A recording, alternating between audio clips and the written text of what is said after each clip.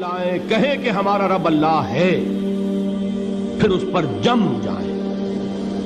ان پر فرشتوں کا نزول ہوتا ہے، نہ کوئی غم کرو نہ خوف، خوشیاں مناؤ جنت کی جس کا تم سے وعدہ کیا گیا تھا۔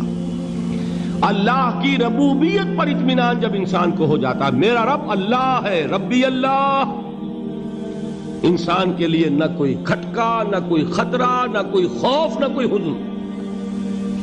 جو کچھ ہو رہا ہے کس کے اذن سے ہو رہا ہے؟ اللہ کے اذن سے۔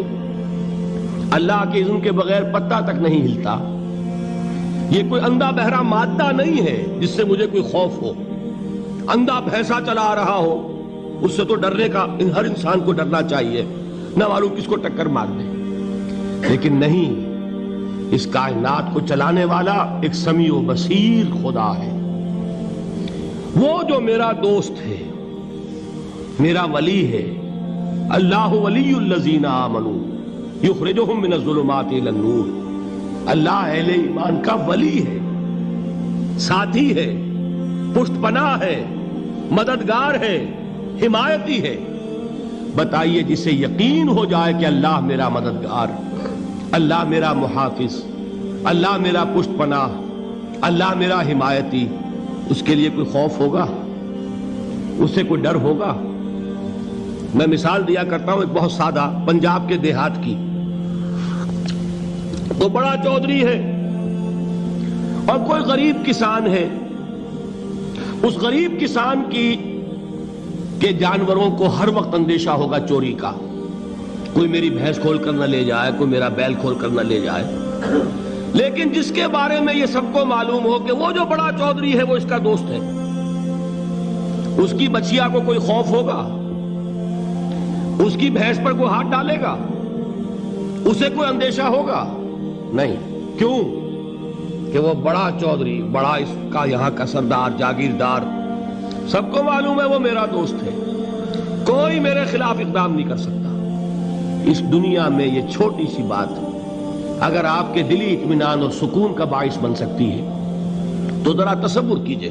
میں لفظ تصور استعمال کروں گا صرف اس لیے کہ اس کا ہم جس کو کہتے ہیں ادراک اور شعور کر نہیں سکتے، اگر کے ساتھ کر سکتے۔ اگر یقین ہو کہ اللہ میرا مددگار اور یقین ہو کہ اللہ ہر آن میرے ساتھ ہے، پھر کوئی خوف، کس کا خوف؟ کوئی شے اللہ سے بالا تر ہے؟ کوئی قوت اس سے زیادہ طاقتور ہے؟ کوئی اس کے ارادے کو بدلنے والا ہے؟ کوئی اس کی مشیت کے آڑے آنے والا ہے؟ یہی بات ہے جو حضور نے فرمائی۔ یہ ایمان کا حاصل ہے لب لباب،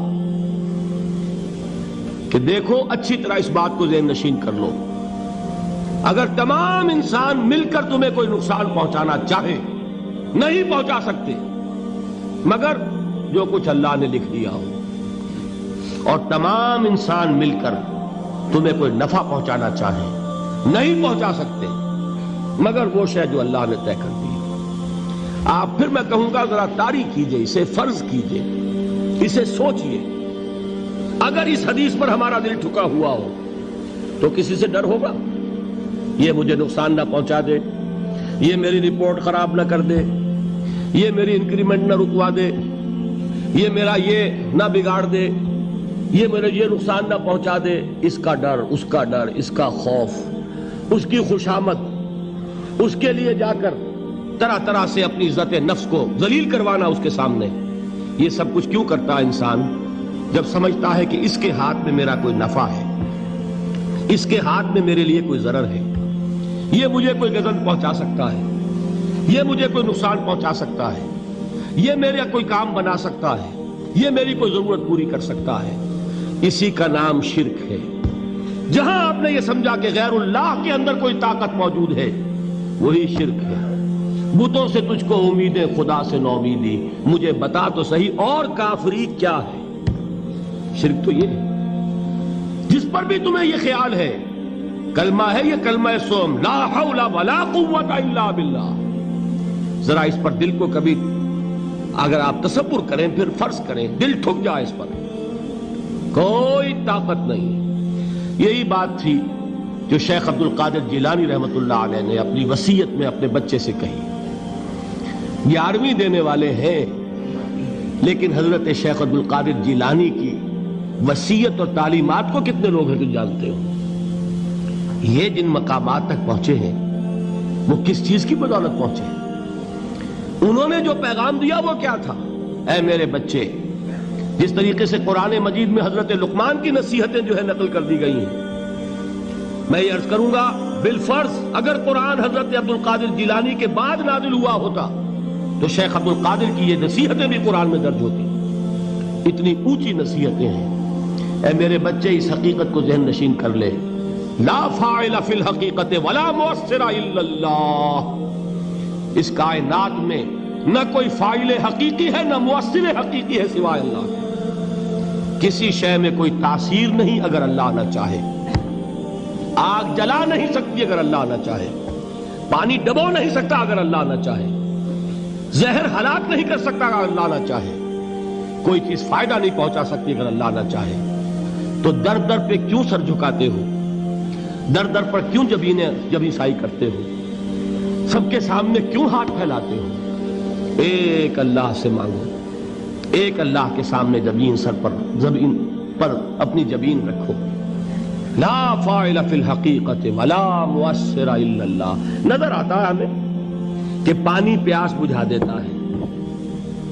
پیاس بجھانے کی صلاحیت پانی میں نہیں ہے، اللہ کے اذن سے.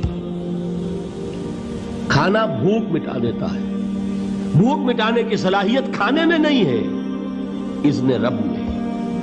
دیکھیے یہی یقین تھا. حضرت موسیٰ علیہ السلام کا واقعہ یاد کیجئے. سامنے سمندر آ گیا ہے، قوم دیکھتی ہے پیچھے کہ گرد و غبار کا طوفان ہے. معلوم ہوا کہ فرعون اپنے لشکر سمیت آ گیا ہے. لشکر جب چلتا تھا تیز رفتاری کے ساتھ تو گرد و غبار کا جو طوفان اٹھتا تھا اس کا تصور کیجئے. اور لمحہ بلمحہ وہ قریب آ رہا ہے. پوری قوم نے کیا کہا؟ اے موسیٰ انا لمدرکون، اے موسیٰ ہم کو پکڑے گئے. قرآن مجید نے تو یہاں وہ باتیں نہیں لکھی ہیں، لیکن تورات میں یہ درج ہے کہ بنی اسرائیل جھگڑنے لگے، دست و گریبان ہو گئے موسیٰ کے ساتھ. موسیٰ ہمیں یہاں مروایا لا کر، اس سے تو ہم ہی بہتر تھے. وہاں کھانے کو ملتا تھا، زندگی تو تھی، بیگار ہم کر رہے تھے، موت تو نہیں تھی. اب جو کچھ ہوگا اس کا تصور کرو، جس طریقے سے ہمارے ٹکڑے اڑائے جائیں گے. تو لڑ رہے ہیں حضرت موسیٰ علیہ السلام سے. یہ تورات کی تفصیل ہے. قرآن میں صرف اتنا آیا ہے، پریشان ہو کر انہوں نے کہا انا لمدرکون، موسیٰ ہم تو پکڑے گئے. اس وقت موسیٰ کا جواب کیا ہے؟ کلا ان معی ربی سیہدین. نہیں، میرے ساتھ میرا رب ہے، وہ راستہ دے گا. بتائیے کہاں راستہ نظر آ رہا ہے؟ یہ ہے ایمان بالغیب. راستہ نظر نہ آئے تب اللہ پر یقین ایمان ہے. جیب میں پیسے ہوں اور تب دل کو اطمینان ہے تو ایمان کس پر ہوا؟ پیسے پر، اللہ پر نہیں. جب وسائل و ذرائع نہ ہو اور پھر یقین ہو کہ اللہ مسبب الاسباب ہے، وہ اسباب کا پابند نہیں ہے، وہ اسباب کا محتاج نہیں ہے، اسباب اس کے محتاج ہیں.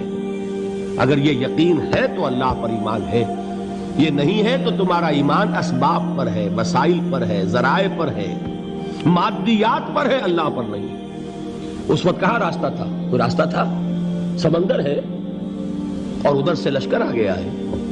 کلا ان معی ربی سیہدین. اب دیکھیے ایمان کہہ دینا آسان ہے، ہوا معکم اینما کنتم، جہاں کہیں بھی تم ہوتے ہو اللہ تمہارے ساتھ ہوتا ہے. لیکن اس کا یقین قائم ہو جائے تو زمین و آسمان کا فرق واقع ہو جائے.